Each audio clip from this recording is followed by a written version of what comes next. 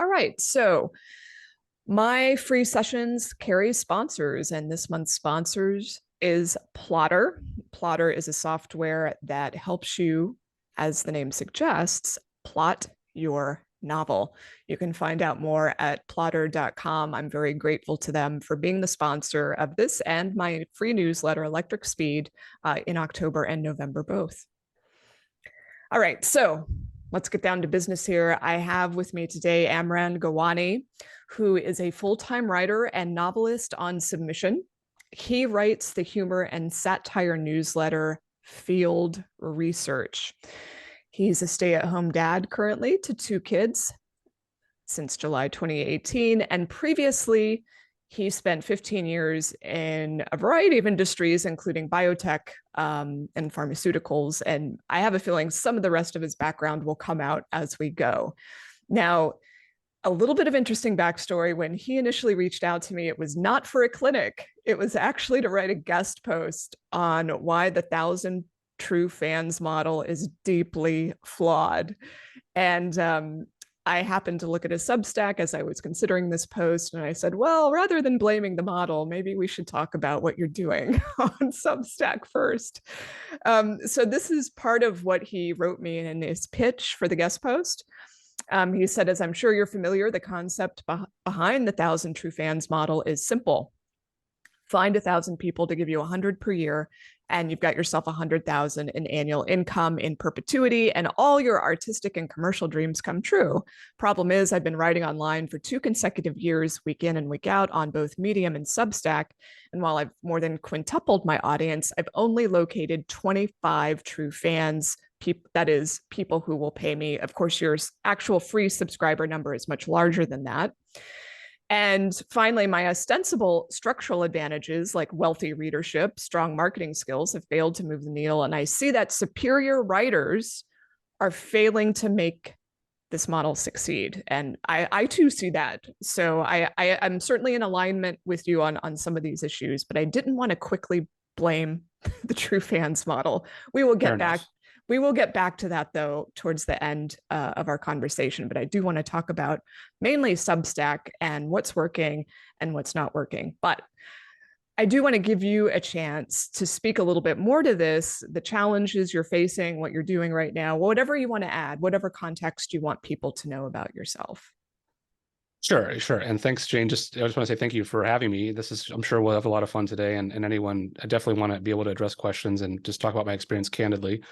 The funny thing is, and I think right off the bat, I mean, I didn't approach my Substack as a place to like make a living. I actually approached my Substack as my quote unquote online platform. So I am an aspiring novelist, and right now I am in a very enviable position where actually multiple agents are battling for my services, and I will make a decision on Monday actually. So in that regard, building a platform is a place to write online and like show people that, hey, I'm hungry, I'm motivated, I actually have a modicum of talent. And then using that to get people interested in my novel, it's a home run. Substack's a home run. I don't want to. I want to make sure that people don't watch me and think that I'm just sour grapes about the Substack monetization model, because that's not really what this is about. Now, all that said, I mean, when you work for 2 years online and you write week in and week out, and then you turn on paid subscription models in January of 2023, and you've got a track record and you've got 400 subscribers, and people are like, hey man, it's really funny, and I can't wait to read you every Friday. And, like novelists, CEOs, Wall Street executives, like people with really talented people are saying my work's really good, and these people have money to burn. And so you would think, okay, maybe there would be some financial support involved in this like kind of creative endeavor I'm doing. And I think that's where I've kind of stalled out and not, I'm at a bit of a loss. And I get it. I am not in denial about like what I'm bringing to the table. I mean, I'm just one guy who's you might find funny and you might think is really ridiculous and deeply unserious. And I'm just one person in a sea of people that are doing really great work online. So I don't have delusions of grandeur that like my work is the best stuff on the internet. But, at the same time, I have, like I said, a pretty engaged audience, and an audience of people that I know, a lot of them personally or professionally through past lives, that certainly, $5 a month would not be a big ask for them. And so, and to still see that not convert, that's where I kind of got to the point where I'm like, I don't think this model is either working for me or perhaps not working at all. Yeah. Yeah. Thank you for that. I think that's super useful context. So I'm going to go back to the slides and we're going to take a closer look at what you have. So I just put the link to your Substack in the chat for those who want to go and be browsing it as we're chatting, but I'm going to have some screen captures here of your Substack. So this is, the landing page, welcome page for what you've got. And immediately I see things that if I'm a stranger approaching this, so this, we can talk separately about how do people who know you approach this, and how would you get the people who might be more invested in you personally? What do you do to get them on board? But I'm thinking about this from the perspective of new person on Substack, or new reader coming to Substack. So we have razor sharp satire. And so my immediate question when I read that is, about what? Inventive dark comedy, about what? And we have we've also got acerbic fiction. And that, because I spent a lot of time studying publishing trends, that in me inspires an uh-oh, because it's on two fronts. One, I just know from experience that it's hard to sell humorous, satirical, acerbic fiction, generally speaking. And trying to do fiction on Substack is also quite challenging. I won't dive into that at the moment, but I know it's challenging. And then, so we've got the description there. I know the direction you're going in category wise, but I don't know the topics that you're tackling. So I think that's a big red flag for getting new people in the door. Okay, so then I go down to these great testimonials you have. Now, before I talk about the testimonials, could you tell people, how did you get these? Yeah. And by the way, my skin is very thick, so feel free to dunk on me for everyone else's benefit. And so, yes, how do you get the testimonials? That is driven by Substack's recommendation engine, which is an extremely powerful tool, which has been the driver of most of my free subscriptions. So what happens is, if another writer has a publication on Substack and they like your work, they can recommend you with this recommendation engine. And then what happens is, every time they get a subscriber, Substack has, I think, some kind of very kind of remedial algorithm that essentially says, we'll give them the new subscriber 3 options for other publications that the publication that they just signed up for recommends. And that varies. And I don't know what drives that. Substack would have to tell you exactly how that tool works, but 3 people come in. Sorry, so you get 3 options and then you can sign up. And so one thing that not everybody does is, when you get a recommendation, that'll automatically start this subscriber flow vehicle. But then the recommender also has an option to write a blurb for you. And that's where these blurbs come from. And so I'm actually, extremely fortunate. I have over 30 publications recommending me, and I have at least 13 or 14 blurbs to select from. And I do rotate them to the point that you mentioned about, what is my publication even about? One of the better blurbs I have says that reading field research will help you, remind you that you're sane in insane times. And I'm like, okay, that's the value prop, I think, of this newsletter. And so I do rotate that one through, but I see your point about how it's not clear what I'm even tackling. Yes. Okay.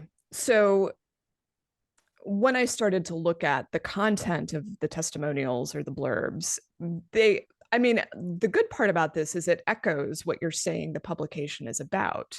But on the flip side, it's still not giving me more about exactly, like, I just want some, like, is it politics? Is it parenting? Is it, but no, you don't get to answer yet. Okay. We will get to the topics you're covering, okay. I promise. Okay. At this point, I want to insert a personal anecdote, which is, in my earlier publishing career, I helped spearhead a brand new publishing imprint called Toe Books. I wasn't actually the primary acquiring editor for this. We had someone we worked with in the humor community who was the editor on a contract basis, John Warner. For those who might know him, he actually has a Substack, which will be mentioned later. And he used to be the editor of McSweeney's. And I think you might have been like one of the founding editors in that whole group. And so he was the one who was selecting the authors and editing the books. And then I was the in-house editor, ushering them into the world. This was the biggest failure of my career. Like nobody knows these books exist. And we did this last Hail Mary effort to try and get some media attention. Like, and this was in the heyday of Barnes and Noble, where we were able to like pay for placement and get like stacks on display, and it didn't move the needle. And so we finally just started like giving away the digital editions, giving away the PDFs in the hopes that somebody would actually see that these books were funny. So this blog post I'm referencing here is a partly serious, partly humorous press release about giving away the books for free since we couldn't sell them. All that to say, I just know how like you have chosen one of the most challenging categories in which to ask for money. Mm-hmm, mm-hmm. Full stop. It's hard in book form. It's hard in essay form. It's hard if you're writing light verse. It's just like such a small group of people that are able to make money off of humor, and their names are like David Sedaris and I don't know, Irma Bombeck, and she's not alive anymore. It's like, so I just want to put that out there, that sometimes folks choose something that it's a severe handicap, and it is so difficult, no matter, even if you're doing everything perfectly, to get anyone to take action. So this is like partly, I hope, letting you off the hook. Like there was no failure here because you're working on master mode. Like I don't know that you could have chosen a more challenging category. Does that make you feel better? I mean, it does, and I came up with this, and like I said, I just want to make sure that I don't want this to be like a sour grapes thing. It's more, it's just like hey, is there anything I can do to kind of improve the conversion? Because yes, I've seen that, I'm looking at the chaps, and I get like the barbed wire. There seems to be like a kind of a big turnoff, and the barbed wire branding is actually something that I do on purpose, because this publication is not for everyone. Unlike I have a lot of business background, as you mentioned, and there's basically two major things to solve in any marketing problem. There's differentiation, which is like, why is your product better or at least different than something else? And that's why I kind of try to frame mine as the dark humor, which is that it's a little bit more acerbic, it's a little bit more maybe kind of like black comedy that you might get elsewhere on the internet. And then the other thing is segmentation. Like everybody thinks that they're going to get every single person to read their newsletter or every single person to read their book. And that's just not how people think. They're going to make a choice. So I do think, while it's true, I definitely immediately already see like my landing page is garbage, right? And so I got it. But at the same time, I don't feel that segmenting the market and clearly saying, hey, if you land on this page, this is either for you or it's not. I think that's still probably a good thing on the net, because I don't necessarily want people subscribing and then being disappointed. Like I want them to be like, okay, this guy's got a vibe, he's got a brand. These are the blurbs that say this is what this is going to be about. And once they jump in, they're either going to be in or out. And so I know like the work is, polarizing is used a little too much, but like you're either going to like really like the work or it's not going to be for you. And I get that. That's totally fine. Yeah, totally on the same page with you there. I think you do need to turn away the wrong people up front if you can. Cynthia has an interesting question. You must be aware of this. She says there's another Substack called Field Research, which came up first when she looked for your newsletter. And she's just wondering, how do writers ensure that readers are going to find them if there's a Substack with a similar title? And I haven't encountered this in the Substack universe. Have you had to deal with this? It's interesting. When I first came to Substack in May of 2022, I had come from Medium, and when I came to Substack, they said put a newsletter name in, and I thought, oh, okay, I had to think of something else. And I actually wanted Field Notes, and when I typed Field Notes, there were a ton of Substacks named Field Notes. So then I thought, okay, well, I do have a background in mostly research equity, science research, equity research, marketing research. So I was like, oh, Field Research. I'll just do Field Research instead, which I do think as a publication name kind of fits the vibe of what I do. But I did not know there was another Field Research, and that might be a newer thing. And I think that's another reason that, like it or hate it, the branding matters, right? That it's differentiated enough. Yeah, I forgot to mention earlier that if I go back to your homepage for a second, or the landing page, the, I really hit you hard on the fact that I don't know what the satire is about. And I think you would have some sort of out if the title were more of a tell and sell. But it's not in this case. So because the title is more like metaphorical or, clever, um, then that means that the copy on the page has to do a lot of heavy lifting. If I can jump in there, so I have changed the razor sharp satire and vintage dark comedy. I have modified that over time. Like when I first started the publication, it was a lot more descriptive. It was like it was like razor sharp political satire, SNL style sketch comedy, and dark parenting riffs. So then it was like a lot more descriptive. That like, okay, there's going to be a bit of politics, there's going to be a bit of just cultural observation, and then there's going to be a bit of like kind of dad humor. And so I totally get like, again, this is a challenge that I have, and it's a kind of a challenge that like I recognize the challenge while I'm writing this publication, that I don't have a lane. And a lot of people say like, my lane is just humor. Like everything you'll get from me will be funny if you like my sense of humor. If you hate my sense of humor, everything you get from me will make you really angry and you will hate it. And so I do think that at least that kind of consistent branding has worked. But I could immediately go back to just change that description and make it a lot clearer as to like what the offering really is. I think I defaulted to pithy over time to try to like, just kind of get people in and out. But I think there's you're obviously a really astute observation that if I just made it a little more clear, that maybe people would more into it. Yeah. Well, let's assume someone is generous enough to actually go to the next page where they can see some of the articles. So sometimes, people end up on a different page instead. They'll end up on this, for example. And so when I had a look at this part of it, what I really look at here is how all of these pieces fit together to tell me whether or not I'm going to like this, if I actually want to subscribe. So there's the menu items. There are the headlines of the posts themselves. There's the first line of the article text. There's also the hierarchy or organization of this page. And I think you do have some control over that. Is that right? You mean the 5 articles that are pasted there? That's right. There's a mechanism called pinning, and you can pin whichever articles you want. And there's actually a couple different layouts as well. Some people use where they pin one article and then there's just a rolling feed at the bottom. Yeah. For anybody who writes a Substack, I always advise my friends that are writing and other writers that go in the settings a lot, because they just change stuff and don't really tell you. And also there's a lot more options that are always kind of showing up. So go in there, because there's now, I think there's a 4th option, if I believe, where you can kind of figure out how you want to lay out your page. Yeah. Yeah. So Robin says she can't see the page I'm looking at.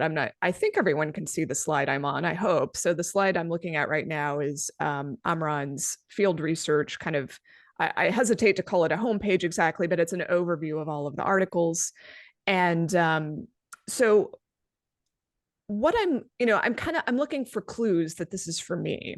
And so usually headlines and the images tend to be really important. And with humor, the other thing that makes this so dang difficult is that humor is often like, you can't tell exactly what the topic of this piece is going to be. If the headline is humorous or clever or uses a double entendre. So like, there goes the neighborhood, certain things have come to light, virtuosity plays Monopoly. Like it's not giving me any information that's literal or direct about the topics you're covering. But one of them that does do this is How to Ace Middle Age, a field research field guide. So that's helpful. And it also has an interesting image there that might pique my curiosity.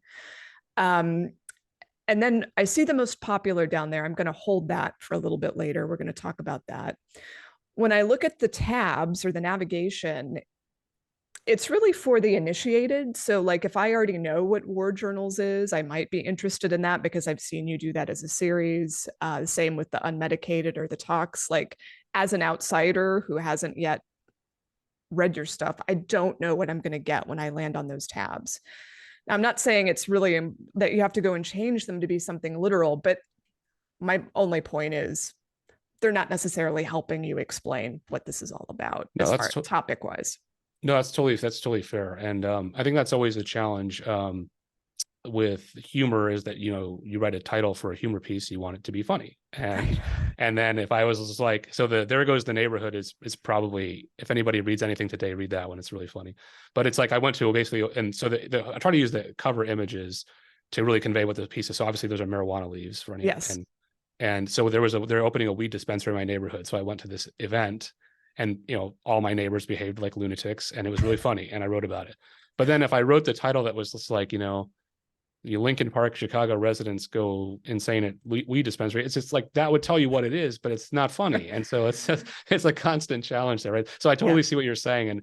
And I think that's really astute though. So war journals in particular is one that you'll either get it right off the bat or you won't.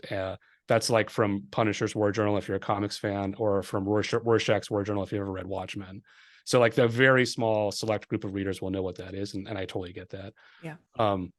No, that's really fair. The field guides is the one that actually is the most recent one. That's where the how to mace middle age. And by the way, Yeah. for anybody who's thinking about a Substack or has a Substack that might not know this, the home, the talks, the unmedicated, those are called sections, and you can actually make as many of those as you want inside your own publication. And what they do is they create a separate newsletter, so such that their subscriber in theory could then toggle off. So if somebody said, hey, I really like your fiction and I really like the talks, but I don't like your other nonsense, then they could only get those pieces that fall into those buckets. And that's actually a really a good tool, especially if you write in a lot of different lanes. I think my Yeah. stuff generally falls into, you know, kind of like darkly funny. And so most people seem to enjoy the whole gamut or hate the whole gamut. So. Yeah. Yes. Yes. Okay. So since you do control what's on this page, I would say to the extent you can, you want to make it easier on yourself, or as far as getting new people in, to try and choose things that you don't have to be in the in crowd. And so that brings me also to kind of a tangent issue a little bit. The headlines themselves also become the subject lines of the newsletter that gets sent. I assume this is also going out via email and you're not suppressing the emails. I know you have that option, but I don't know Yeah, why I you send would do everything that. via email. Yep. Okay. So the headlines on your Substack ultimately become SEO. They carry some SEO weight because they can now be searched for via Google. And then they also become the subject lines of your emails, and that affects whether or not anyone's going to open them. And this is like, this is also really, really challenging. Tell me, Amran, I'm not familiar enough with Substack to say, even though I have my own, do they allow you to switch or have different headlines from the email versus the website? Uh, Email versus the website, I don't believe, but they do allow you to change the SEO title and the SEO They do. description, Okay, great. which I do. I actually do that because I do recognize that if I put "There Goes the Neighborhood," everyone's going to be like, "What is that about?" Exactly. And then I put in the SEO title, you know, Lincoln Park residents go wild at marijuana dispensary Perfect. meeting. So Okay. I do that, and I do think that's something that they just introduced. If I'm not, don't quote me on this one, but this is actually pretty new. It's only like in the last couple of months that the SEO title optimization came into play. And that's Okay. something that if I like for the how to ace middle age piece, I just kind of left the SEO title because I mean that makes that's what it is, right? Whereas like with some of the other stuff, I do change the SEO title and the SEO description, which probably has helped because Yeah. if you Google me, you start to see you know, different results than you used to, which I do. So I do think that's driving. And to Substack's credit, Yeah. even though they're pretty opaque about what they're doing, Mm, they are investing quite a bit in SEO optimization, which I do yeah. think is helping drive people to the website. Good. I'm really glad to hear about the ability to set the SEO title, because I do think that's one of the advantages, in my mind, at least, of choosing Substack as a platform, is the fact that you do get that traffic potentially from search, even though you're using it as an email newsletter service, perhaps primarily. Or I guess some people might not be, but I would be. Okay, so to go back to my point here is that especially when these things get delivered as an email, specificity tends to win on that count, unless people are just really, they're definitely going to read everything you send. And even for newsletters I enjoy, I don't read every single one.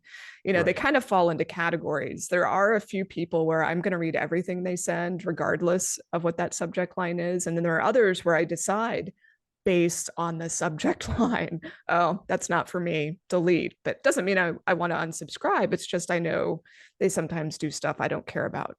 Yeah, and sorry if I can add, if I can Mhm. jump in there. I do think what's happening now that Substack is getting even more and more popular, and especially among the small time creator crowd, is there's a lot of Substack fatigue. And so Yeah. when I was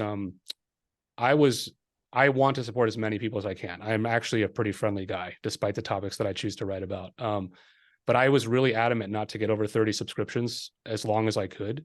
And then I just kind of the dam broke, and I just started to kind of get more and more. And it's like, people are supporting me, and I want to reciprocate and show some love. Mhm. But now I'm up to 55, and I'm really overwhelmed. And now I'm like having to pick and choose what I can read. One thing I would say, in terms of the 1,000 true fans model, to the extent that Substack's analytics are actually accurate, my engagement is really good. So I think Mhm. that, even though I might be turning away, or I definitely am turning away more people with the kind of landing page and some of the things we've already discussed, Yeah. I do think I've got good engagement. Like the people that are in, I can't speak for them, obviously. I don't know exactly what they're doing, but they give these like 5-star activity ratings in your dashboard. And so like 1 star is kind of like, hey, I check out a piece like every third one. And Mhm. 5 stars is like they open it multiple times, they hit the like Yeah. button, they leave a comment. I have like 200 of the 800 people on my list are 5-star ratings. So I mean that's pretty good. People Yeah. are like really prioritizing my work. So Yeah. I think that's pretty good. But that doesn't dismiss what you're saying about making it more accessible to the new person. But I do think it gives some credence to, once the people are invested in the work, then they really get invested in the Yeah. work. Yeah. And then, to draw that just one step downstream, there's no dollars. And so that's kind of like what we're talking about here, right? And Yeah. so, it is what it is. Yeah. Yeah. Okay. So let's talk about your most popular posts. So those do appear generally, for people who haven't yet subscribed. And these were the four. And now, do you have any control over this, or is it automatically Yeah, so this generated? is this is definitely super annoying. So Okay. Substack, if anyone's from Substack is listening, please fix this, because what they're doing here is they're making my most popular post. If you turn on a paywall, then and the most popular post that's paywalled goes into your most popular post. So that Okay. key takeaways from this week's edition of the Economist is a popular post, but it's not my most popular post, even by a long shot. Okay. It's the most popular post that I have that's paywalled. And Yeah. so what Yeah. I do, just and so everyone's paying attention, I don't actually send a lot of paywalled posts. Most of my stuff is free. I'd say about 1/3 to 1/2 is paywall, depending on what I write about. Um, and I paywall stuff after like a month or two of it being accessible to everybody. So everybody has a chance to read it. And now I'm just paywalling it so that I don't get trolls bothering me or AI scraping it or whatever. Right. And Right. but then what happens is, once I paywall a post from the archive that was popular, it will then move to the top of this list, even though it's not my most popular piece is the How to Make Ace Middle Age. And then Okay. There Goes the Neighborhood is also those are probably like 1 and 2. If I were Yeah. to paywall those, they would immediately jump to the top of this list. So Okay. this is actually kind of a Okay. misrepresentation of what actually is working on my Substack. The 42 goals for the 42 years, that's actually like every now and then I do write something that's actually kind of nice. And on my birthday, I tend to write something that's nice. And that was a really nice piece that was on my 42nd birthday in 2022. And people really were excited, and they're like, okay, this guy's not a psychopath. Actually, he seems pretty nice. And they so there's a lot of engagement. So there's a lot of likes, there's a lot of comments, no money. I didn't have paywall at the time, so just to be fair. But then when I paywalled it, then it immediately moves to the top of the list. So that's Yeah. just something that I think people should keep in mind.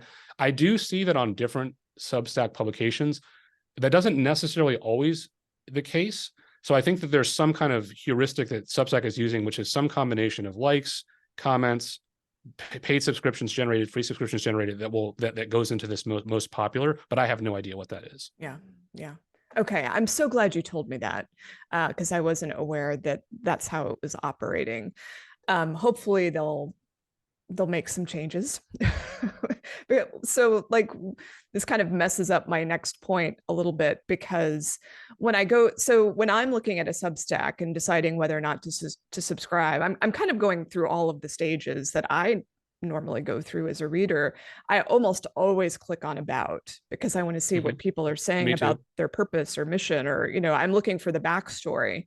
And you do have your most popular posts. Or I'm wondering why your most popular posts aren't there, and why aren't they free? But it really sounds like you're actually giving us the most popular posts right there. And Yeah, so, and what I did there, And so, you know, I'll definitely make this change after this conversation. This is already like pretty clear that I need to make it more obvious, like what I'm writing about here.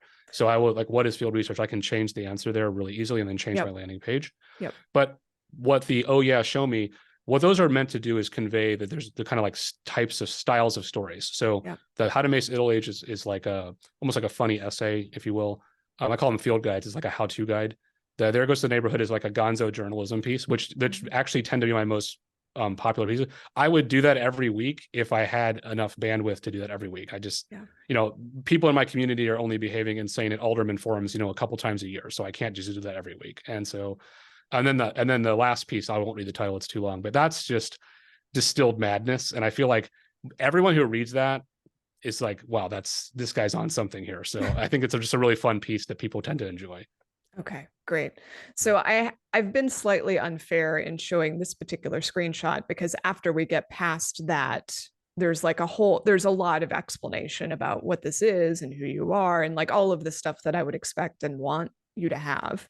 I am worried though that people won't scroll that far. Like people are just lazy. Mm-hmm. So and you know what's, and just while we're talking about this, because I think I actually wonder, and I have no data on this, like I don't even know how many people even ever get to my landing page, right? Because, and that's another thing that I've like, I wonder how much emphasis to put on it, because of the recommendation engine drives these subscriptions for me into such a big way. People get subscribed without ever seeing my about page or without ever really seeing even any of the artwork or the branding. And a couple of things that I've done, these are really, I've adopted these from some other newsletters I follow, and I think they've made a difference. I can't quantify it, but I promise you, these two things I've done that made a difference. One is because I started to get all these subscriptions through the recommendation engine, and these are just total strangers. They get this piece. So at the beginning of every single piece, I write, "Hey friends." So, hey, this guy's not so bad. "Hey friends, welcome back to Field Research, the dark humor and satire publication written and produced by me." So right off the bat, like, this is why you're here. You might not have intentionally signed up for it, but at least you know where you're at, right? Yeah, I just want to give like a 10 thumbs up to that because people subscribe, I think, to so many things and they forget what they signed up for and they don't remember your name or the publication. And so having in every single issue, like just a sentence or two at the top, reminding people you signed up for this and this is what it is. And I know you do that. I think it's super valuable. Yeah. So I do that. So I have that intro line, and it's the same every issue. So like, it's like a little bit of like a welcome back. And then the second line, I normally say like, "Hey, here's what's in the issue." And then I say, "Here's what's below the main story." And then more recently, like just within the last month, I also added into the email header a second explanation. And I actually specifically said there, it's really, you know, it's in my typical sardonic tone, but it's like, if you're wondering what an Amran Gowani is and how it got in your inbox, you probably signed up via the recommendation engine. So it's letting people to know like that, okay, there's a reason you're getting this, first of all. And also like take some accountability, like figure out what you're doing on a line. If you're mad that you got this, then like figure out what you're signing up for. So I like that. Blame them. Yeah, I mean, come on, man. You didn't make you sign up for this. Come on. All right, so let's talk about, go back to my hobby horse here. The fact that you're covering a lot of topics. So I saw politics or sociopolitics, culture war stuff, parenting and adulting, pop culture, fiction writing, and then just what I would call personal doings. I guess that falls under the gonzo side. And it is so hard, not just only to do humor, but to do humor in this just very multifaceted way. So now I know some of the direction you're going to be going in soon, we all hope, and you can continue on this path if you wish, but if you want to earn money, I think it starts to become impossible because it's just so hard to get to for people to like it makes it hard for your homepage to say what you're writing about. It makes it hard for people to get a handle from looking at your popular posts if they're going to enjoy others, because some people might really be into the fiction, others are going to be into the parenting, others are going to be totally all about the politics, and others are going to be like, as soon as you get into politics, I'm gone. So it just it's like it just really makes it challenging. That's all. No, that makes total sense. And I do think there's like this tension, right, between getting in your niche, and then, being interesting enough that people actually want to follow your work. Because I think there's also a problem, like and this is just my own personal, tend to sign up for a lot of actually niche newsletters because I don't really need to know that much about any given topic. I'm very much a generalist. It's why I did all these, things in my previous life and didn't really like any of them. And now I'm a writer, which is the ultimate generalist job. Right. And so I 100%, I am no pushback at all on what you're saying there. And so I do think, I just want to like also contextualize for people as to like how I thought about Substack, which I do think will be valuable for, and how it's like, so when I first came to Substack and I just started a newsletter, I had one section was field research, right? So then if you went to the landing page, it would just say, home and then archive and about. And then as I kind of built up these kind of story concepts that I wanted to do, I expanded it. Now I totally 100% agree that it's unruly now, right? But the fiction exists there because, again, I've been very fortunate to get some agent interest for my novel, which is ultimately what this is really all about. And so, but had I not, my plan was, had I not got the agent, that I was going to put my novel on the Substack and then try to drive that as a payment mechanism for me to self-publish my novel, and then also have all this other stuff, so that there was, a pretty good value prop for the subscriber. That if you came in, that you're like, hey, you're going to get a book, you're going to get some periodic flash fiction, you're going to get this guy's, random doings around his neighborhood and like these crazy people that he encounters. And it's so funny that you say this because like as I'm saying it out loud, it's like, yeah, that's just a hodgepodge of insanity. Like, why would I want to pay for that, right? Like, I totally get it. Like this, there's this crazy guy, and he just, his wife supports him, and he's just off doing whatever, and then I'm supposed to pay him for this? Like, no, I mean, as you say it out loud, I was like, I sound like an insane person. So I totally get what you're saying.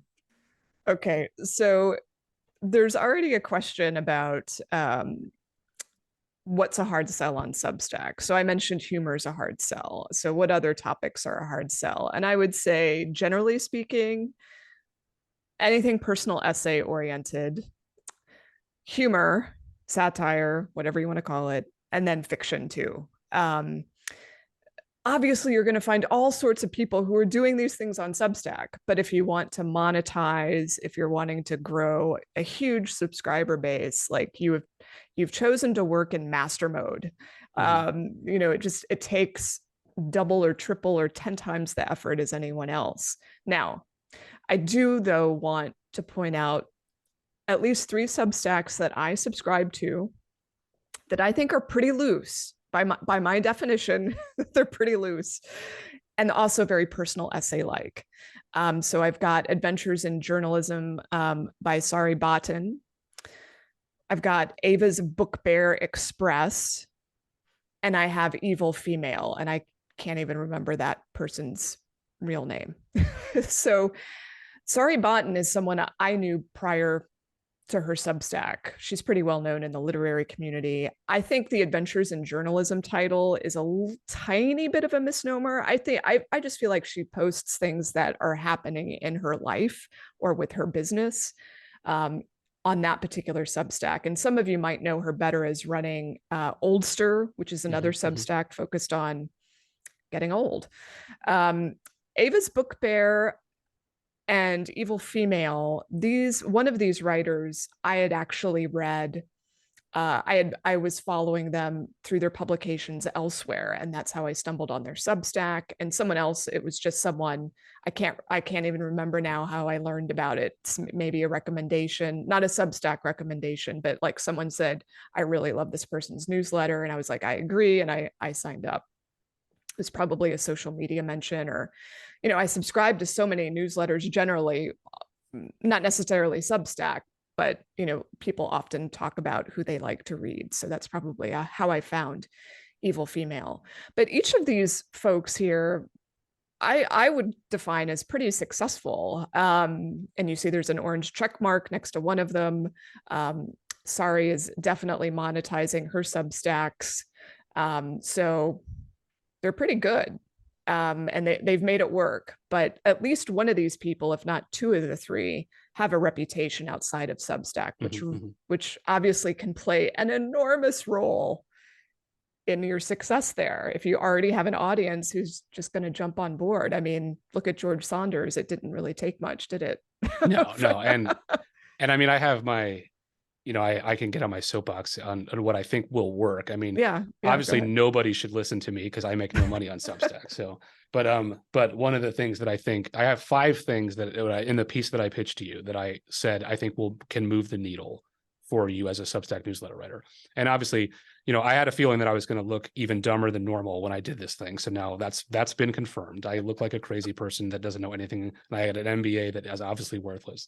But okay, with that said, here are 5 things that I do think move the needle. So be famous already, number 1. Like like Substack, it does these really tone deaf things. I love to poke fun at Substack because, they can handle it. But like they had this post the other day. It was just like, how so-and-so monetized their 80,000 Instagram followers. And I just I couldn't resist. So I went there and I put a note on their Twitter knockoff and I said, be right back. I'm just going to go find 80,000 Twitter followers. Come on, man. The average small time creator is not going to have, or is Instagram, 80,000 Instagram followers. I'm happy that this person is able to turn their 80,000 Instagram followers into a money-making machine for them. I truly begrudge them nothing, but don't just act like that's something that everybody can do. Right. Provide a service like a George Saunders is teaching, right? Full stop. And so that's really valuable. I did subscribe to George Saunders' Substack for a year. I don't subscribe to it anymore because I feel like it was taking too much of my time, to be honest. But it's obviously great. If you're starting off writing, get in there. You will learn a ton. If you're teaching, you're teaching marketing, if you're running some kind of scam, if you're teaching finance, that stuff's all going to make money. If you're doing journalism, so one of the most popular newsletters, or some of the most popular newsletters on Substack are Popular Information. Yeah. Judd Legume, he's probably a master class. He's probably the guy you'd look at as the one who's really crushing on Substack and really, he was early to the platform. He had a huge Twitter following, and his work is really, really valuable. If you like to follow political reporting, if you like to follow what's happening, I think he writes from a progressive standpoint, but I think he's very fact-based and pretty accurate. And they writes 4 times a week, and he's got a research team. And so that's really valuable, for $50 a year, that's a great value prop. I get it. Paying to read my nonsense, 40 times a year when you could get Judd Legume's team to give you, whatever, 2,000 pieces a year, or whatever it is. I mean, it's right. 200 pieces a year rather. Okay. So, and then the hot topics, you see a lot of AI hype on Substack, and people, the minute they turn on paid, they go up to the coveted check mark. Right. But then, and then the culture war stuff. I don't absolve myself. I write satire, I write about politics, not every day. But I try to do it in a little bit more thoughtful way, which is what are the actual good ideas and what are the really bad ideas without just taking a side. Yeah. But again, I don't think that's particularly valuable to anybody. It's entertaining. I think people love it and they have a lot of fun reading it, but it's certainly not, they're not opening their checkbook. Yeah. Yeah, I think that's a great summary. So I've got my own little bullet point summary too of what kind of the models that I see. And this isn't particular to Substack. I want to add that we're talking about Substack specifically, of course, and it does have unique dynamics, but this would apply, I think, to any sort of email newsletter. There's the original reporting, which you pointed out. I like Casey Newton as an example of that. He has his own research staff. Analysis and commentary, where it's really just one person and you really want to read what that one person's take is on whatever crap's going on in the world. So Freddie DeBoer would be one example of that. Curation. So this is a non-Substack, The Whippet by McKinley Valentine. She just comes up with stuff I have never seen or heard of before. And it's pretty hard. At least I've been consuming online information for many years now. I find it fascinating how she's always able to come up with something that's astonishing. Arts and literary coverage. It's kind of like analysis and commentary, except it's the arts. So Ted Gioia, The Honest Broker, is really successful in that space. John Warner's newsletter would fall into that space. There's the practical expertise newsletters, which includes any writing and publishing newsletter for the most part that you might subscribe to, including mine. Time-sensitive newsletters.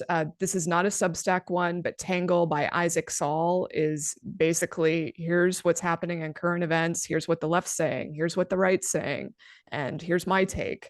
And then you have hybrids, like my paid newsletter, The Hot Sheet, is essentially a hybrid of 3 or 4 of these, which of course I have to say it makes it a little difficult as far time wise, to do all of these different things. Not a complaint, but I think it's easier not to do a hybrid and to just, decide what am I trying to do here? What's my value proposition, Mhm. as you mentioned. If you don't mind, if I can just, I have one other, I think, Mhm. insight that I've learned over time. I found anecdotally, and Substack would obviously be able to produce data on this, but I found anecdotally, people that write more than once per week, I think, tend to have a better paid conversion. And of the letters you just showed, I would wonder, two questions for you. Yeah. Do they write more than once per week? And then I know Casey Newton does. For example, I think he writes 3 times a week. That's part Yeah. of his value prop. Judd Legume, like I said, Popular Information is 4 times a week. Dan Rather and Robert Reich are obviously famous people already, but they also write, I think, 2 to 3 to 4 times per week. Yeah. So my question would be, do those letters you highlighted, do they all write more than once a week? And then were they all kind of have some notoriety or platform or fame beforehand? Um, well, Freddie DeBoer, I had not heard of him prior to the Substack, and he did have a book out, but I don't necessarily think he was a household name. Mm-hmm. And I think his frequency he's consistent, but I don't think, like, he will disappear for maybe a week because of something happening, which I don't mind. So I don't think he's making it work through being prolific necessarily, but he's definitely, I would expect to hear from him a couple times a week. The Whippet is once a week. She's not charging, but she does take donations. Um, Ted Joya, multiple times a week. Isaac Saul, that's 5 days a week, but it's current events. And then mine's every 2 weeks. So I'm a little bit of an outlier in that sense. I do think it's possible to make it work at a slower pace, but there are a lot of variables. I think Mm-hmm. I do want to say, though, for sure, that sending more doesn't mean people will pay you. Mm-hmm. Sometimes sending less, like saving people's time, they will pay you. It's just really about what need are you filling in their lives, or what entertainment are you providing. And sometimes I think if you send too often, or if you send really long things, it becomes a burden. I have lots of people unsubscribe from the Hot Sheet because they're like, I can't keep up. It's only once every 2 weeks, but it's long, and they're like, I don't have the time to absorb all this, so I have to say goodbye. So I just want people to know, there are lots of ways to make your publication valuable without making it longer or more frequent. No, that's I think the way that I consume a lot of Substack newsletters is, so I've read many issues of Platformer, but I don't subscribe to it because I don't want 3 emails a week, and I'm not going to be able to keep up with it. And so that's me too. Yeah. I actually periodically will check it out. There's another newsletter about Monopoly, Big by Matt Stoller, and his work is really, really good, and it's definitely like a lane that I write about, in terms of, like, corporate corruption and market inefficiencies. But like, I don't subscribe to it because I just don't have the bandwidth. And I guess I kind of, as a little guy myself, I try to spread the love around and read other people's stuff that are maybe, just have 100 subscribers or have 200 subscribers, and just say, hey, I'm paying attention to you, like, keep it up. Yeah. But at the same time, like, as a monetization strategy, that's also just a really tough ask, right? Yeah. Yeah. Okay. So going back to my slides here, the other thing I wanted to mention, as far like, if I were trying to like lay down the law with you and tell you how to potentially make money, I would just really push you more to pick a lane, because I think it's also harder to market and promote outside of Substack, at least, without focusing further. So like, I think it just makes, like, when people ask me, how do you grow a newsletter? Usually you have to first grow a pretty strong foundation of free subscribers, not always, but often. And then from that, you get some small percentage that will convert. And to market and promote to get the free people on, you normally have to look at, okay, who are my comps? Who should I be reading and commenting on, whether that's on Substack or somewhere else? Where should I be getting interviewed on podcasts or YouTube shows? Who the people that I cozy up to so that they might recommend what I'm doing? Where do I guest post? Like, you were obviously, trying to do this for yourself by pitching me a guest post. who should you try to, feature on your own Substack in the hopes they'll send you their people because they've been profiled? If you were going to pay for advertising, which I would be really reluctant to do that for a newsletter, but if you were to, where are your people, or who should you partner with? So there are also marketing partnerships or affiliate partnerships that come into play. And I think it becomes really hard to answer these questions if you're touching on a lot of different topics or you're not in a particular lane. Yeah, no, it's really fascinating, and I think it's worth, again, just stressing for people, and I think it's a realization that's really valuable to me as well. So because I never, every newsletter that I send out, I do say, hey, here's a mechanism, and we didn't get into it, but I actually donate half the money that I raise to charity, and that's more or less my like mea culpa for writing just utter insanity and then sending it to people and be like, hey, but if you pay me, then I'll give you some money to charity. So like I'm trying to like put some money where my mouth is with the kind of topics I tackle, because I know that they're aggressive stuff a lot of times. Okay, nonetheless, I think what I've learning through this conversation and through my year and a half on Substack in particular is I was in too many lanes at once, and the reason it was because I was hedging, right? Mm-hmm. I was like, I'm writing this book, I'm trying to get an agent because I really want to go the traditional publication route, for a number of reasons, just for reach and scale and all the things that you get with that, right? And so that, but I was always trying to keep the Substack warm in case I needed to fall back on it, and so now it kind of makes a lot of sense. Like, I could see a future, for example, where I could narrow down the scope of the Substack in a significant way, niche it down, and say, hey, I'm going to go with this agent now. We're going to try to submit this book to a traditional publishing house, and then what I do on Substack is this specific thing. So that would be a lot more a better value prop for people. And then I could still keep the charity thing and the other ways that I've kind of thought about monetization. But that makes total sense.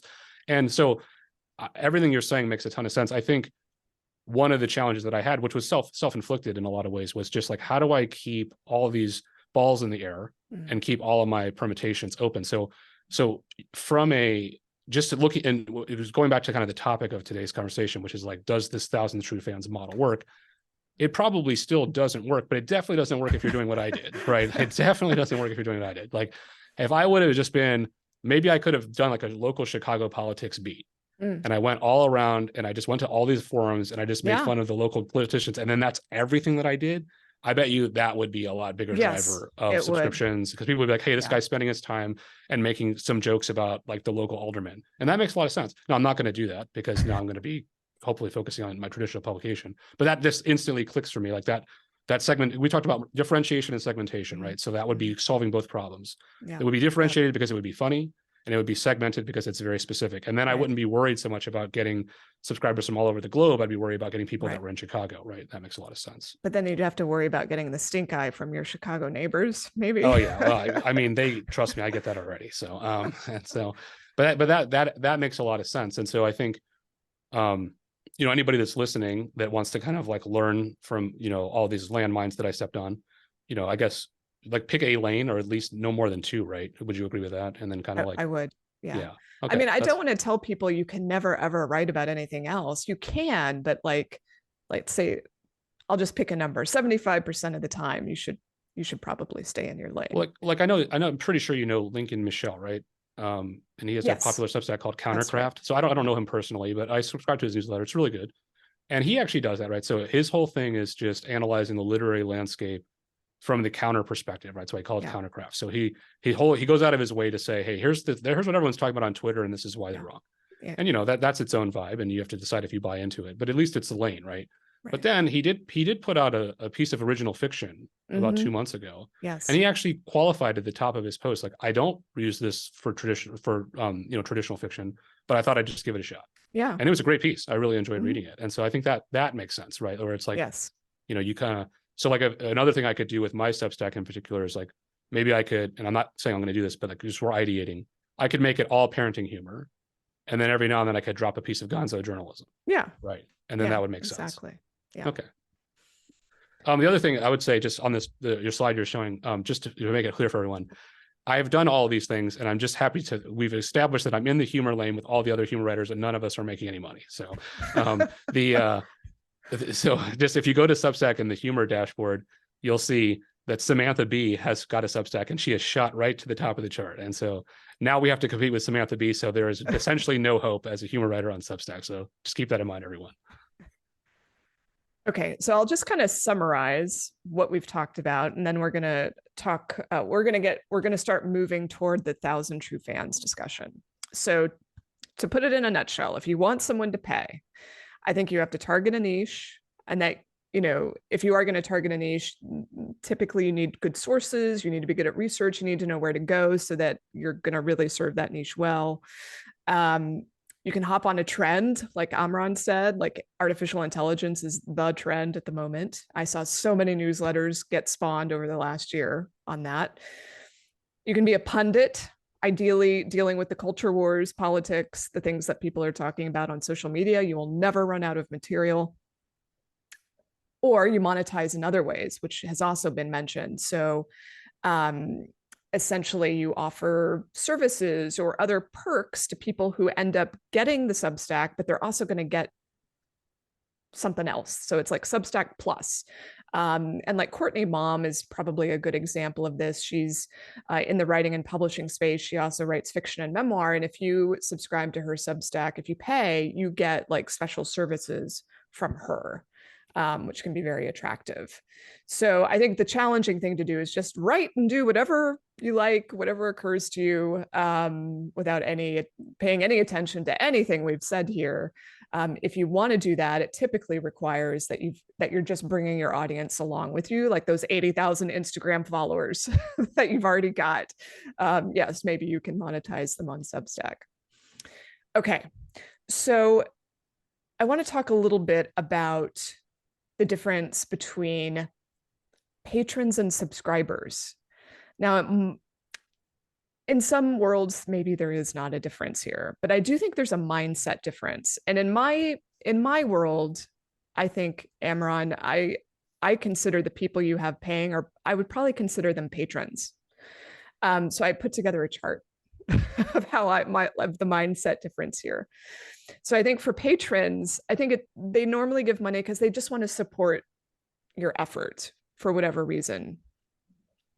So people will give you money as a patron when they like you, they want to support your mission. If you can express that mission, when your work isn't commercial and might never be commercial, as in the case of humor, when you can show tangible progress or results from people's support, or when patrons might enjoy getting special exclusivity or access, some sort of special treatment. So I like, especially in the fiction world, where I find patronage is more common, which that does cross the road into subscribership. You know, people are getting like the book before it reaches the market, or the short stories, or the outtakes, or things that average people, non-patrons, don't get. For subscribers, I consider that more transactional. And certainly for my paid subscription for the hot sheet, it's definitely a transactional thing that's taking place. And that's where I think the 1,000 True Fans mostly applies. So you're providing something, value, service, content, whatever. It's probably being delivered on a schedule. Because people will leave if it's not. And that's happened to me. I've subscribed to Substacks, and I've paid for Substacks, and people don't realize how hard it is to deliver on a schedule. And then they disappear. And then I have to go unsubscribe because I'm no longer getting what I paid for. If there are tangible benefits people can receive, I just mentioned Courtney Mom. And then finally, I do think in both categories, you get people who just like having exclusivity, a peek behind the scenes, the special treatment, the VIP, whatever. So one of the reasons I'm addressing this is because someone asked me to when I was promoting this session. And I think it's a really good distinction to think about: in which space do you want to operate? Because I think your copywriting or what your landing page looks like is probably going to be different. You might not even be using Substack if you want patrons. You might be using a different platform like Patreon. And you're not necessarily having to deliver on a schedule because people aren't there to get the content. They're there to to be seen as supporting the effort. But how do you see what you're doing? Do you see it as more one or the other? Oh, I'm definitely in the patron model, right? And Okay. I think so one thing that I have done that I know works for a number of popular Substack writers. So there's a great newsletter. I'm sure everyone that's listening that's on Substack probably already subscribes to it, called Cafe Ann. This woman, Ann Cadet, is like a local journalist in New York City, and she kind of covers the off the beaten path beat, right? And so she she finds these great, like, heartwarming little stories around people in New York City, and she's every Monday at 11 a.m. Eastern. So I definitely think there's a lot of value in, like, hey, it's going to be here on Monday, and I'm going to have something to look forward to. I have done that with my Substack. It is every Friday at 9:30, and it was consistently every Friday at 9:30 Central for 18 months. And so I think that really matters.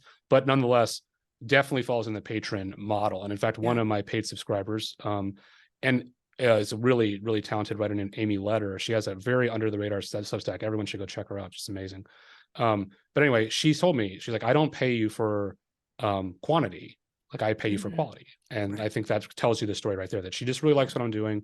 And she's like, if you wrote one time a month, if you wrote one time every 2 months, like, I'd still give you the $5. Yeah. And that's really nice. And I said, okay, that's great. Like, that makes sense, that's more the patron.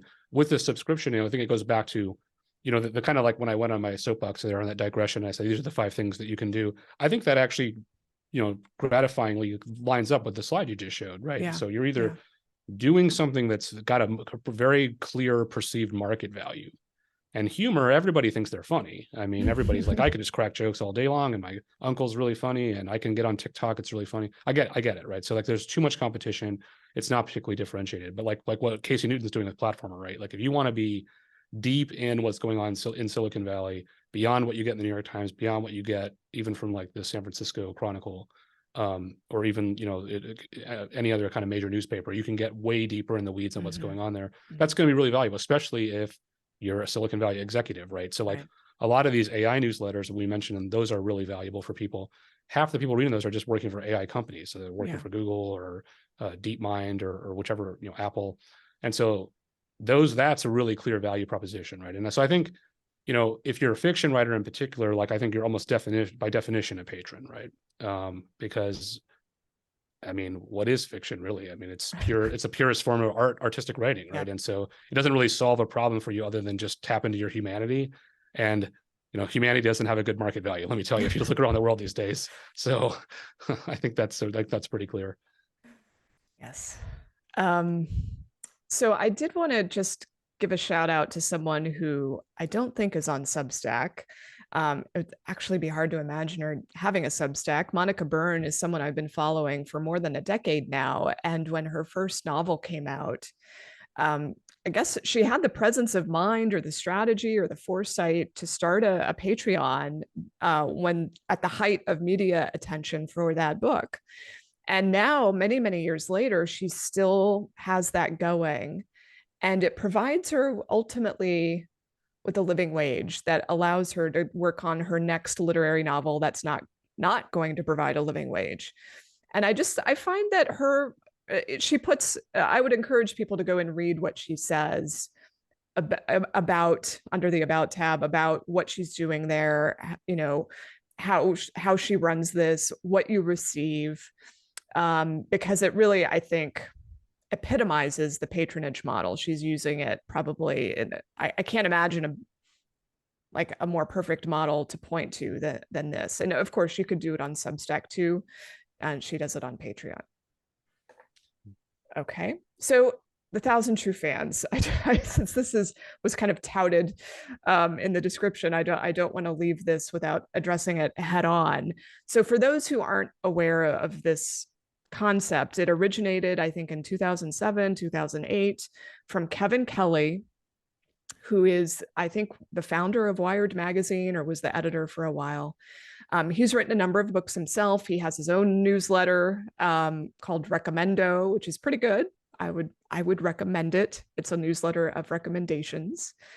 And, he is more of what I would consider a tech optimist and looks at the creator economy, if you will, in optimistic terms. And so he put forth this theory that if you can find 1,000 true fans who will buy your stuff, that equates to a living. And so if we look at this from like kind of like the classic demand curve, or I don't know, what is this called out in the business world? Uh, Uh, does I'm it not have a even name? sure. Okay. I'm not familiar with this because it doesn't work. So I don't never studied it. Well, Yeah. this is the curve, like a Yeah. demand curve, I suppose, is what I see. And so it tends to hold true for arts, entertainment, books, music. There's a few mega artists who sell an insane numbers of whatever it is, and not everyone's going to attain that success. But maybe you can get your spot somewhere as the curve flattens out at a place that provides you with the living. There is, of course, one really serious problem with this model, and it's that there is the trough of despair. So rather than the nice little curve there, you get stuck somewhere after you launch where nothing is happening, nothing is moving, um, and you give up. And I think this is the trough of despair applies to so much of writing and publishing, where there could be a million reasons why things aren't progressing.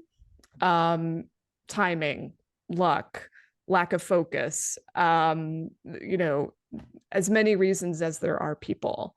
And I think what I see from my perspective is that people get discouraged and they give up. I'm not saying that persistence wins. That's not my message. But you do have to know when to, I guess, abandon projects when they're not working the way you hope they would, and not spend a lot of time spinning your wheels on something that's not finding its audience. So I feel like when you reached out to me with your post, it definitely had that trough of despair feel to it. A lot of despair. Despair is kind of my brand. So yeah, that makes sense. Yeah. No, and so just somebody in the comments said the long tail. That's what the chart's called. The long tail. Yeah. Thank you for that. And so thanks for whoever chimed in on that. I think, obviously, notwithstanding all the clear diagnostic problems that I have with my Substack that I could address, I would definitely say, had I not broken through on the literary agent hunt and like now be hopefully on a trajectory towards traditional publication, I probably only had about a year of this left in me before I was going to be like, it's got to go back to the real world, right? Because it's just not sustainable. And so I would say, if I'm just going to editorialize for a minute, if that's all right. I mean, I would say like depends on what your kind of creative goals are, right? So I just want to make sure to go back to, I had the luxury because, I'm a stay-at-home dad and my wife provides for my family. So I'm very privileged right off the bat. I acknowledge that every day. And so I acknowledge it in my posts that I only can write this stupidity because my wife takes care of me. And so all that said, like, I definitely didn't try to write a newsletter that was 1,000 True Fans worthy. I wrote and so like that's pretty clear, right? That's clear from the business mistakes that I made, or kind of like the segmentation and the marketing choices I made. But I did write a newsletter that people really like, and so when I did get some of these breakthroughs with the agents that I'm currently in discussion with about representation, they went to my Substack and they said, "Hey, you not only did you write this novel, but you also you can write a lot of stuff. Like you obviously have a big range." And so in that regard, the Substack is priceless. Yes. Right. And so I would say, I don't want this to be like, and I'm really glad that you challenged my assertion on the 1,000 True Fans model, because I've learned quite a bit in this conversation. But I would just think for everyone that's out there that's going to make a Substack, look at what I've done. Don't do what I did. And unless your goal is to just, have fun and try to get eyeballs on your work, and don't really worry about monetization. Because I definitely, like, it's pretty clear, like, if anyone's been following along the conversation, that like what I did was not a clear path towards monetization, but it was a good path. Like, so you're showing Kat on the slide now. Like, I met Kat on Substack just being a reply guy in her comments. Like, I really liked her letter. She had a writing voice that I kind of gravitated towards, and you just kind of creep on someone's comments long enough and they're just like, all right, well, I'll pay attention to this guy. Fine. And then, now we're buds, and now we're doing a podcast. And so like, and then the guys that are, Denard Dale and Michael Estrin, wonderful writers. Denard's got one book out, traditionally published. The second one's coming out in 2024. Michael is the OG on Substack. He writes Situation Normal, hilarious dude, really charming guy, really just a genuine guy. Like those guys are guys that I write with that I got to know.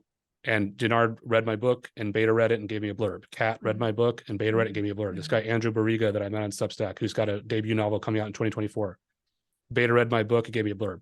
I mean, how do you quantify that, right? Because those are the things that got me over the hump with this. You think writing a Substack's bad, try to get a literary agent. I mean, and so, like at least, you can push send on whatever you want. No one will give you any money, but at least you can get it in the world. I mean, my book, like anyone who's trying to get a literary agent, I mean, if you can't get there, then your traditional publishing route is dead on the vine.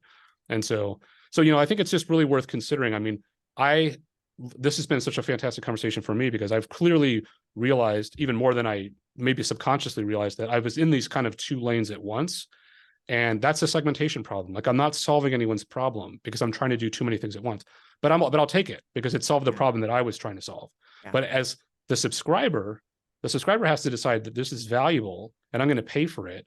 And yeah, it's pretty clear I didn't really offer a significant value other than just maybe a couple laughs, or maybe even like, hey, look at this crazy guy, or maybe even someone on the other side of the political divide from me is just reading it for their own research, like so they can go complain about, look at these, this guy and what he wrote and blah blah blah. And that's fine, whatever. I mean, I think that makes a lot of sense, and I'm going to keep reflecting on that because I'm going to again, hopefully go to the traditional publishing route, and I've maybe got over the hump here. I'm going to keep my Substack alive. I mean, it's a platform for a reason, and I'm going to keep writing there. But this gives me a lot of things to think about as to what do I actually want to put there. Like maybe now that people have permission to take me a little bit seriously now, right? As a writer, like I'm not just some crazy guy who had a midlife crisis and writes this deranged stuff online. It's like, okay, this guy has a writing voice that appealed to the literary community. And so maybe it's okay if I actually take him a little bit seriously. Maybe if I started writing personal essays, maybe if I started to write some craft advice, or if I started to write about how I got my agent or how I did the querying, that stuff all of a sudden has more intrinsic market value.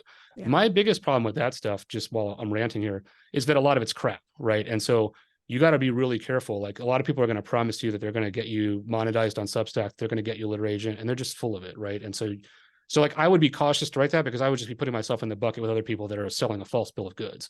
I think one of the things my Substack does really well is it just takes no prisoners. Like, and myself most of all, if anybody's ever read my posts, I mean, I really give it to myself as hard as anyone that get anything I write. That's part of it. I think why I can get away with what I get away with. Yeah. Excellent. Well, I think it's time for some Q&A. I'm going to take a look at the Q&A box. I don't know that we're going to get to everything, but I'm going to see what we've got. Yeah. And if I can just, while you're looking through there, I see there's a ton of things in the chat and there's a ton of questions in the Q&A. That's really great. And I really appreciate everyone's engagement. I haven't been looking at it other than just what pops up because I'm already making a big enough fool of myself. I didn't have time to lose focus. And so, but if anybody has a question, they can email me at Gowani. So first initial, last name, at substack.com, and I will receive that email if anybody wants to email me directly as well. Darcy's wondering if I see folks who keep their traditional newsletter like on MailChimp or MailerLite or ConvertKit, and then they publish it on Substack to get the eyeballs. I do see that happen a lot. I see it with blogs too. People will have their blog on their author website and they'll put it in the Substack. And, I'm not going to say it's wrong or that you shouldn't do it, but I do think it's not something I would do forever. And sometimes you can just be working at cross purposes with yourself, especially if you've got the content on your blog or your author website and then on Substack. It can really kind of confuse things in search, or people don't know where you actually live or which one is the official. So just be cautious. Speaking for myself, I do have a Substack that I have for fun, basically, and just so I'm familiar with the platform.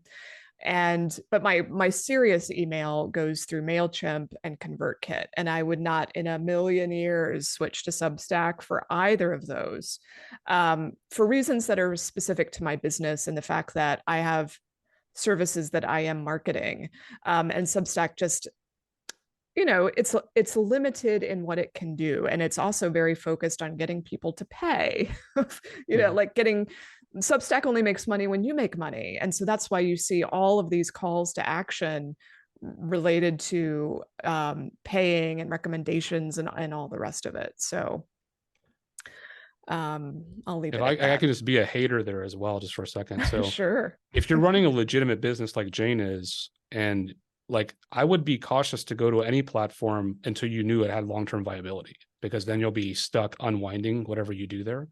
And I'm rooting for Substack. But it's a small company, and their valuation in 2021 made no sense, and they definitely burn a lot of money. And so they might not last. And so if you're running, I hope they do. I think they've got a great product. I just want to make that clear. I'm rooting for them. Yes. But if you're running a legitimate business, which is your livelihood, that's unrelated to what you would be doing on Substack, like really be careful before you move over. Yeah. Please pay attention to what he just said, because I've certainly been on platforms with my livelihood and they went poof, and I learned my lesson long ago. I'm not making that mistake again. Okay, so Matthew's wondering what I meant in the beginning when I said fiction is a hard sell on Substack.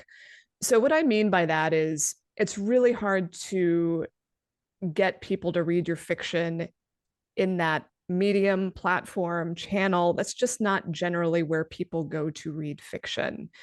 If you really wanted to get an audience for your fiction, new people, I would be looking at Wattpad or Kindle Vella or Royal Road or some of these other Radish, Webtoon, Tapas, like these places that specialize in providing millions of stories for people who are really hungry to discover new writers and new stories. That is not Substack. I think it is dominated by nonfiction commentary, opinion, politics, culture wars, all of the things we've been discussing. There is a hardcore community there of fiction writers. And I don't want to discourage people from exploring if you wish, but it's not where I see career fiction authors publishing their fiction specifically. It's usually through those other platforms that I mentioned. I don't know if you, Amran, have any other.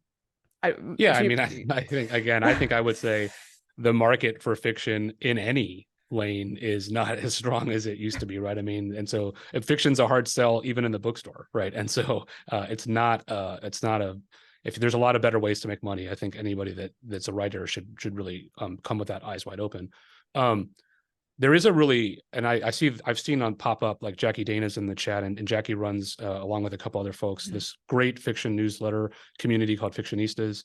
And if anybody that's a fiction writer that's not in there, definitely go join. It's free to subscribe. It's a nice, really strong community, and they have resources, and you can kind of meet your people. But I mean, to Jane's point, I mean, if I don't think people immediately think Substack and fiction. I think that can change over time, but it's going to take a lot of people working in unison to build that fiction community together. You can come onto the platform and produce great work, but you're really going to need some kind of camaraderie and marketing muscle to get that to be a serious channel that people pay attention to on Substack. Yeah. So work together, support each other. And obviously, like as Jane mentioned, like Substack's really focused on monetization, and monetization of fiction, again, is a very tough sell even in the bookstore. And so monetizing on Substack is you're going to give you a little bit added challenge. Yeah. Someone's asking for clarification on whether Substack allows subscribers or patrons. So Substack calls everybody subscribers. My point in talking about subscribers versus patrons was really more of a mindset or attitude issue rather than any sort of technical term. So you can have a Substack and treat it as a way for people to donate or be a patron or support your efforts without making it feel transactional. So I hope that helps clarify what I meant there. Yeah, and Jane, I'm going to say that would actually be a perfect time for me to jump in with something that I've done, and I think is going to become popular on Substack. And you heard it here first, folks. So make sure to give me credit when you're off and making lots of money.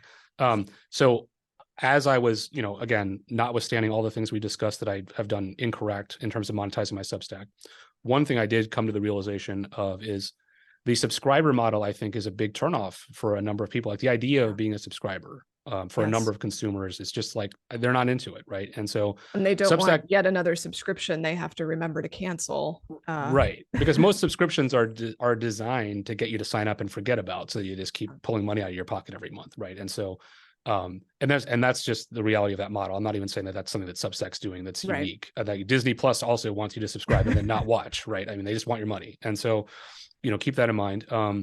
One thing I did starting in September, and this is around the time that I sent Jane the pitch, because I was more or less kind of throwing the towel in what I was doing, right? So I took my Substack and I said, and Substack will be very mad at me for talking about this, so whatever. if you have an option to give complimentary subscription to anybody that subscribes to your Substack. So what I said is I said, if somebody will pay for 1 year of my Substack, I will then upgrade them to forever complimentary subscription, such that now it's more like, I called it a living book. So now you're buying my story collection instead of buying a subscription. So like somebody came in, by the way, I don't expect anyone to pay for my Substack after what we've talked about. So I'm not selling anybody here. We're just talking about it. But if you paid $48 for my Substack, which was the annual cost, then I would give $24 to the charity that I'm supporting at any given moment. And then I would upgrade you to a complimentary forever subscription. You would never have to pay again, ever. If you want to unsubscribe, you could leave. I really think this is a model that's going to work. Substack's going to be very upset about that, but I think it's going to work. My friend Meg Olders writes this fantastic fiction newsletter called Stock Fiction, and she's super talented. She's on Wattpad. She's got her novel on Wattpad, so she's multi-channel. So that's another thing people can consider. And if you go to her Substack page, it's called Stock Fiction. You'll see her Wattpad link, and then you can go right to her novel from there. She also adopted this model, and we've become friends offline, and so we kind of chat and we just kind of complain about how we can't make a living as writers, and as writers do, and then so she decided to adopt this model, and I hope she doesn't mind me saying, but she went from basically 2 paid subscribers up to 14 in about a month. And if you're looking to just make some money, just to get some value for your work, I mean, it's not a bad value proposition, especially for the subscriber. Again, I actually, in my post, I'd be careful to call people not subscribers anymore. Yeah. I call them members or whatever, book holders or something, because it's like, you're not a subscriber. Like, you bought it and now it's yours. If Substack goes bankrupt, then I can't control that. If I die in a car accident, I can't control that. But as long as the thing is open, you can check it out. I did see one question pop up, which is, how do you make it sustainable? None of this is sustainable, man. Like, none of this is sustainable. Like having this subscription model is not sustainable, because you're going to work for $5 a month in perpetuity and just hope to tick these people over. If you're not doing what Casey Newton's doing, if you're not doing what Judd Legum's doing, if you're not already famous, then that's not going to work. So you might as well get the money while you can. Just being totally candid here. I mean, money today, this is a finance concept, right? Net present value. Money today is always worth more than money tomorrow. And especially now that inflation is high, get the money today and then worry about tomorrow later, because otherwise you're going to get no money in either time period. So you might as well go for it. Well, you've partly answered one of the questions related to how to move people into a paid tier. So how to convert people over. And I think that's a tremendous idea. That's something I see with software, like early stage software. I don't know if that's where you got the idea from, where they say, okay, if you want this plugin or if you want this writing thing forever, pay us this bigger fee now and you'll never have to be a subscriber again. But of course, sorry, I don't know where I saw this, but my best ideas happen during my insomnia in the middle of the night. And I saw briefly somebody said that they were leaving Substack and that they had a new newsletter, and then if you paid $10, you would get their email newsletter forever for free. And I thought, okay. And so it was like, I'm like, well, first of all, you should charge more than $10, because there's one, it's like you can devalue yourself, and then you can really devalue yourself. I don't think $10 is you should definitely value yourself more than $10. But it was really the concept of the one time that probably planted the seed in my mind. And I think this is something that, in theory, again, using a finance concept, you would make that one-time payment substantially larger, because you're basically getting all of the future value of the subscription today. And there's, math and finance concepts that you could do there. Except the reality is they weren't going to give you any money anyway, right? So the idea that you were going to have a subscription for 20 years and then discount that to present value is just not really a concept that's viable. So, but if you say to people, hey, $48, $50, $60, and you come and you get the whole catalog for free, I mean, I think that's a lot more palatable as a sales tool, because what I notice a lot when people are pitching their Substacks is, and there's this inverse problem. They say, well, it's only it's no more expensive than a cup of coffee. And it's like, yeah, and that actually proves that it's worthless, right? Like that you're actually telling somebody that your writing is worthless because it's only worth $5. So then people actually get the inverse psychology, which is like, well, I shouldn't pay for this at all. But if you think about like, okay, I'm giving you, if I'm on my personal newsletter, I've got 125 posts. That's probably somewhere around 200,000 words, which is the equivalent of more or less like 2 or 3 books. So now if you think I'm asking for $48, but it's really like buying 2 or 3 books, well, 2 or 3 books is worth $48. So that kind of makes sense, actually. Yeah. Right. So like the kind of the value is Right. correlated a little bit better. Yeah. And then, like I could rant on this a while, and I'll stop talking now, but like, you got to be careful about what you anchor your pricing to, which is always one of the challenges with any art is like, Yeah. when you say it's only worth $5, you're telling people like, yeah, it's not valuable actually, so I shouldn't pay for it. That's a very good point. So on the question that Nancy raised about transforming free folks to paid, I just want to bring up the earlier concept again and reiterate. Nancy, you'll want to think about, am I trying to get them to pay as a patron and to support my work? Or am I looking for a more transactional relationship where I'm going to start providing very specific things that these people get that no one else gets? So, it could be, we talked about this, over the last hour, it could be services, it could be extra content, it could be different types of content that's more valuable. It could be exclusivity to a special community. It could be the ability to comment on your posts, which I've seen some people use really effectively to say only people who pay can comment on my stuff. I've never actually paid to get that ability, but I have been tempted on occasion.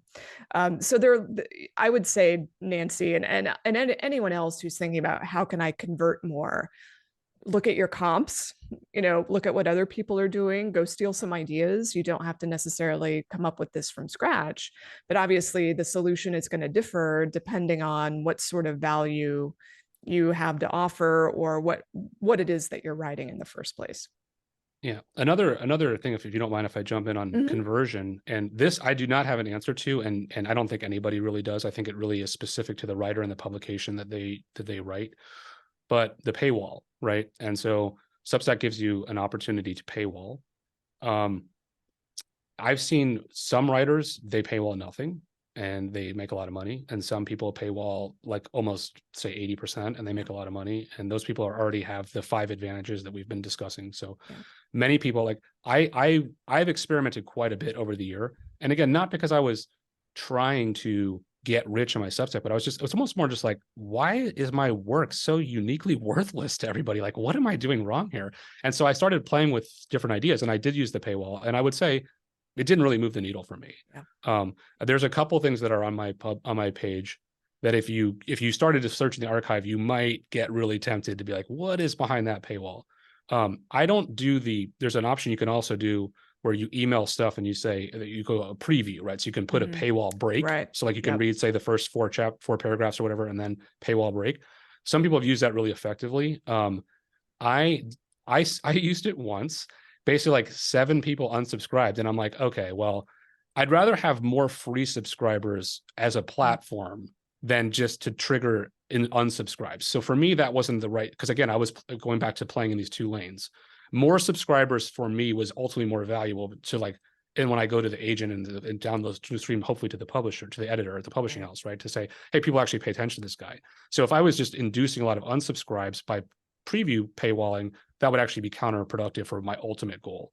But if your goal is paid conversion, you will get people to tick over. Substack has some stats that they've shared, but you just have to be prepared to get people to unsubscribe. Like some people are going to be immediately just very angry at you, and they're going to say, how dare you declare your work valuable and put this paywall break here, and I'm out. And then some people will say, okay, I really want to see what's behind there. That's going to vary on your publication, but just a tool that's, I think, pretty powerful. I will say, there is just last week, using this one-time payment model, patron model, I did get it's one total random guy sign up for as a free subscriber. And then within 15 minutes, he went paid because he must have really wanted to read something that was paywalled. So I do think it's a tool that can work. I can't remember if we touched on this one weird trick, but it's kind of a common piece of wisdom that's passed around is that if you are paywalling a good amount of your content, the stuff that you think is going to be most popular, most broadly appealing, the stuff that's going to go viral, or you hope it goes viral because it's going to just, I don't know, it's going to blow the doors off for whatever reason. That's what you make free because it's going to get shared and go much wider, and that you'll be able to convert really well off of something that's that popular. And so, in other words, you charge or have the paywall up for the people who are interested in the more niche stuff, the more like wherever you get into the nitty gritty, the more that the people who are most loyal are going to care about all of the minutia and the other posts. They'll want to do the deeper dive. And then the broader, more popular stuff for maybe a bigger audience is free. I've done this a little bit with my own paid newsletter, The Hot Sheet, where every once in a while it's like 98% paywalled, but I have a lot of other ways to market and promote aside from just the Hot Sheet content. But there are, I would say, maybe on average 3 articles a year where I do make that move and I make it totally free. And I think it does help, because some people, they're never going to take the step until they can see more of what you have to offer. Mm. Okay, we're at the 90-minute mark, and I feel like this is the point at which everyone's energy starts to flag, including my own. But is there any other issue or topic you wanted to address, or do you have any questions before we close this out? No, I think this has been a really great conversation. I hope it was really valuable to everybody. I mean, I definitely feel really gratified just to have a chance to talk to you and kind of be in front of the Substack community. I know I promoted this pretty heavily on Substack Notes, and I hope a lot of people came in. I just think, yeah, it's some real talk, and this stuff is really valuable to people. So I hope it was enjoyable, and I really appreciate the opportunity to talk to you. It was a lot of fun. My pleasure. Thank you for being so transparent and honest, forthcoming about where you're at with this. I know it's been beneficial to everyone attending. For those who came in late, or if you missed something, a recording of this will be posted on YouTube later today. Just go looking for my YouTube channel. And I look forward to seeing you all online or on Substack. Thanks so much, everybody. Bye-bye. Have a great Thanksgiving.